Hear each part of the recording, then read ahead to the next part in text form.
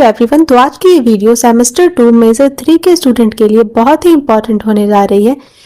आज हम जिस टॉपिक को डिस्कस करेंगे वो एग्जाम पॉइंट ऑफ व्यू से बहुत ही इंपॉर्टेंट है। तो हमारा आज का टॉपिक है सेंट ऑगस्टिन के बारे में।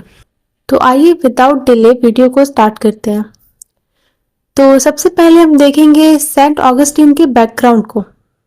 Saint Augustine was a Christian philosopher and theologian who lived between 354 and 430 CE.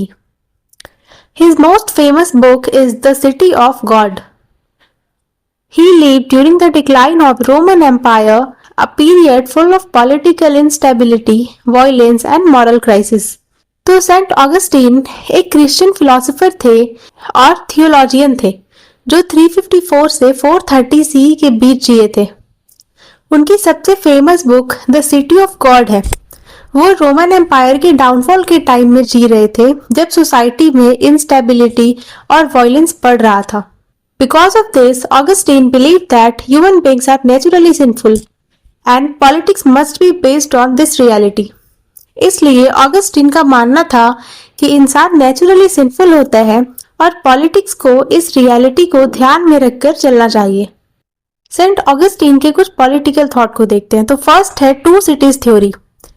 Augustine ने ह्यूमन सोसाइटी को 2 सिटीज में डिवाइड किया था। पहला था सिटी ऑफ गॉड और दूसरा था सिटी ऑफ मैन। तो city of God, according to Augustine, the city of God consists of people who are guided by God, moral values and spiritual goals. They focus on eternal life rather than temporary worldly power.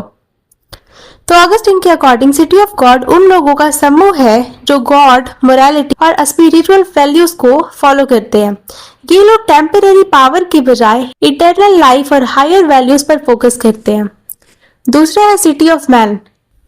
The city of man is made up of people driven by selfish desires, material pleasure and the desire for power. All human governments belong to the city of man. तो city of man उन लोगों को represent करता है जो selfish Dzire, material pleasure और power के पीछे भागते हैं। सारी अर्थली गवर्नमेंट्स इसी सिटी ऑफ मैन का हिस्सा होती है।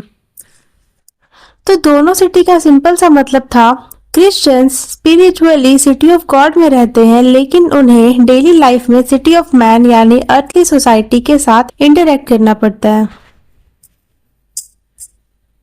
सेकेंड है nature of human beings. Augustine believed that human beings are sinful by nature because of original sin. This sinful nature makes humans selfish, ambitious, and sometimes violent, which leads to conflicts and wars.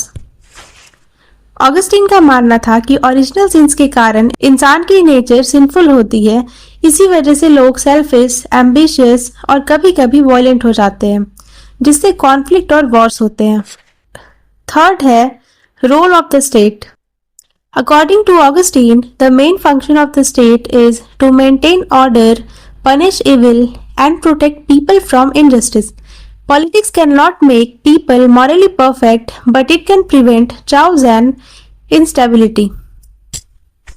Augustine के हिसाब से state का main काम order maintain करना, गलत काम करने वाले को पनिश करना और लोगों को इनजस्टिस से बचाना है।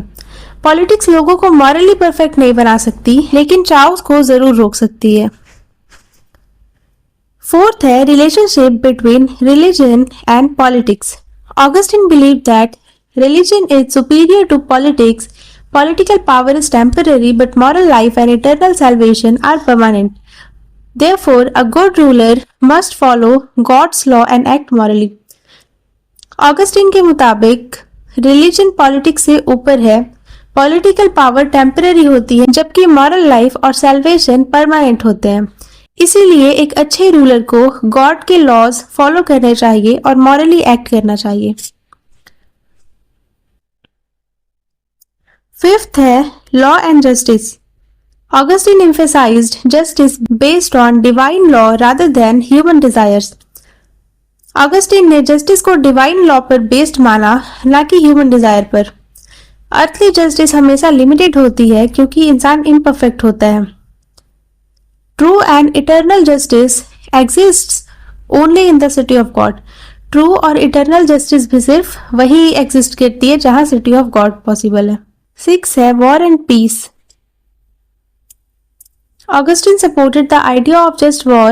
War is acceptable only when it is fought to maintain order, punish evil, or defend justice, not for greed or personal gain. Augustine ने जस्ट वॉर थ्योरी को सपोर्ट किया। वॉर तभी एक्सेप्टेबल होती है जब वो ऑर्डर मेंटेन करने, evil को पनिश करने या जस्टिस के लिए हो, ना कि ग्रीड या पर्सनल गेन के लिए। तो अब देखते हैं criticism of Augustine's political thought. तो पहला क्रिटिक्स है pessimistic view of human nature. He believed humans are naturally sinful which may undermine trust in people's ability to govern themselves.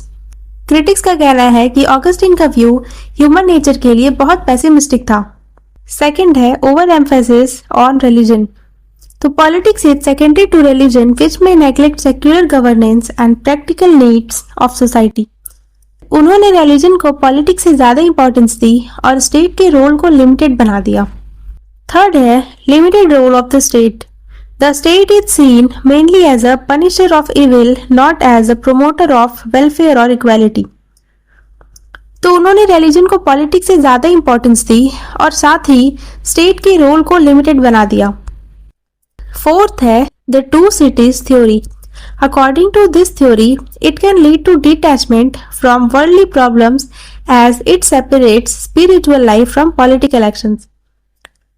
तो टू सिटीज थ्योरी लोगों को वर्ल्डली पॉलिटिकल प्रॉब्लम से detach भी कर सकती है, इसीलिए लोगों ने क्रिटिसिज्म किया ऑगस्टिन के पॉलिटिकल थॉट को। अब हम देखते हैं conclusion. Saint Augustine's political thought focuses on human sinfulness, divine law and moral governance. He emphasized that the state's main role is to maintain order, while ultimate justice and salvation belong to God. His ideas influenced medieval political philosophy, Christian political thought, and the idea of just war. तो Augustine का political thought mainly focus करता था human sinfulness, divine law और moral governance पर। इनका मानना था state का मेन रोल ऑर्डर मेंटेन करना है, जबकि जस्टिस और सेल्वेशन गॉड से बिलोंग करते हैं।